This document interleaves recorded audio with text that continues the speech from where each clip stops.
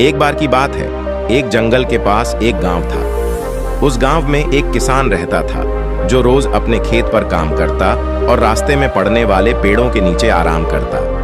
गांव के पास कई बंदर रहते थे जो अक्सर लोगों के खाने पीने की चीजें चुरा लिया करते थे। एक दिन किसान खेत से घर लौट रहा था और उसके हाथ में एक बड़ा सा नारियल था। उसने सोचा, यह नारियल आज घर ले जाऊंगा और परिवार के साथ बैठकर खाऊंगा। लेकिन तभी एक शरारती बंदर ने पेड़ से छलांग लगाई और किसान के हाथ से नारियल छीन लिया। किसान ने बंदर को नारियल ले जाते हुए देखा और सोचा, अब ये बंदर इसे तोड़कर खा जाएगा। लेकिन किसान को यह भी पता था कि नारियल के अंदर का गूदा खाने के लिए उसे पहले खोलना होगा।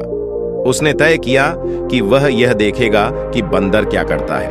बंदर नारियल लेकर एक ऊंचे पेड़ पर चढ़ गया। उसने नारियल को उलट पलट कर देखा, सूंघा और जोर से दबाने की कोशिश की, लेकिन नारियल तो कठोर था। बंदर ने अपने नुकीले दांतों से काटने की कोशिश की, लेकिन कुछ नहीं हुआ।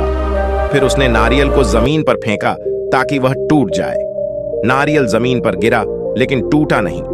बंदर बार बार नारियल को फेंकता रहा। किसान नीचे खड़ा यह तमाशा देख रहा था और हंस रहा था। अंत में बंदर ने हार मान ली। उसने नारियल को वहीं छोड़ दिया और पेड़ से कूदकर भाग गया। किसान मुस्कुराते हुए आगे बढ़ा, नारियल उठाया और घर की ओर चल दिया। कई बार जीवन में हमारे सामने ऐसे हालात आते हैं जिन्हें हम हल करने की पूरी कोशिश करते हैं, लेकिन नतीजा नहीं निकलता।